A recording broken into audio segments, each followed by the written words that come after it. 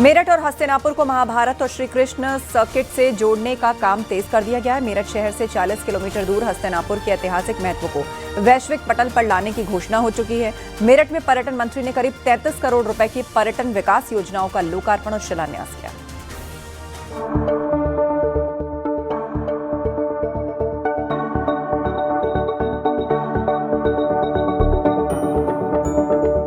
मेरठ में भी धार्मिक पर्यटन एक नई रफ्तार से आगे बढ़ रहा है। मेरठ और हस्तिनापुर को महाभारत और श्री कृष्ण सर्किट से जोड़ने के काम में तेजी आ गई है, जिसके बाद पांडवों की राजधानी हस्तिनापुर के ऐतिहासिक महत्व वैश्विक पटल पर दिखाई देगा। मेरठ शहर से 40 किलोमीटर दूर हस्तिनापुर के ऐतिहासिक महत्व को वैश्विक पटल पर लाने की घोषणा हो चुकी है। पर्यटन मंत्री जयवीर सिंह ने बीते दिनों मेरठ जिले के लिए करीब 33 करोड़ रुपए की पर्यटन विकास योजनाओं का लोकार्पण और शिलान्यास किया, जिसके बाद मेरठ हस्तिनापुर को महाभारत सर्किट श्री कृष्ण सर्किट से जोड़ा जाएगा, जिससे धार्मिक पर्यटन को बढ़ावा मिलेगा। ऐसी धरती पर हमारे पर्यटन और संस्कृति विभाग के द्वारा किए गए कार्यों का लोकार्पण, इसके साथ ही साथ 30 करोड़ से ज्यादा की लागत से विभिन्न अन्य जनपद मेरठ की परियोजनाओं का लोकार्पण और शिलान्यास के कार्यक्रमों का यहाँ ये इसी पवित्र धरती पर आयोजन हुआ है। पूरे मेरठ वासियों को, जनपद वासियों को और प्रदेश वासियों को बहुत बहुत बधाई। पश्चिमी उत्तर प्रदेश का मेरठ महाभारत कालीन धरती के रूप में जाना जाता है।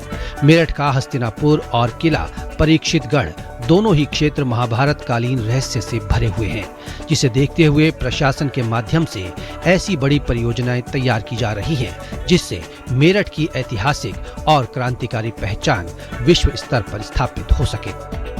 हस्तिनापुर में भी हमारा एनसीआर बोर्ड का प्रोजेक्ट है, उसमें भी काम चल रहा है। उसमें म्यूरल वॉल्स लग रही हैं, स्तंभ लग रहे हैं, ट्रैक्स बन रहे हैं, तो उसको भी हम लोग एकदम नए तरीके से रिप्रेजेंट कर रहे हैं। ग्राउंड रियलिटी यही है, गवर्नमेंट तो लैंड एक्विजिशन का काम देखेंगे, लैंड कितनी हमें मिल सकती है वहाँ पर, बिकॉज अगर हमें म्यूजियम बनाना है उसके लिए हमें लैंड चाहिए होगा, और लैंड भी वैसी जगह चाहिए जहाँ पर टूरिस्ट ईजिली पहुँच सके, बेसिक एमिनिटीज़ उसके पास हों ताकि वहाँ से पहुँचे।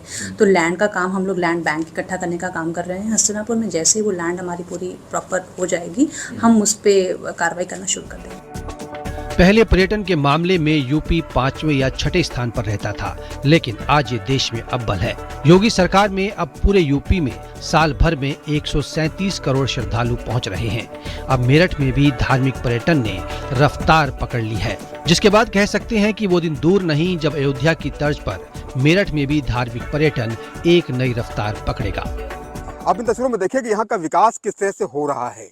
पहले यहाँ पर संपूर्ण जंगल हुआ करता था, यहाँ पर सिर्फ और सिर्फ जंगल का ही इलाका था, लेकिन अब यहाँ देखिए रास्ते कैसे बन गए हैं। पर्यटक आते हैं और इस स्थान में आकर महसूस करते हैं महाभारत काल के उस तापमान को, जब यहाँ पर पांडवों की राजधानी हुआ करती थी। अपने कैमरा सहयोगी शुभम के साथ उमेश श्रीवास्तव, न्यूज़ 18 मेरठ।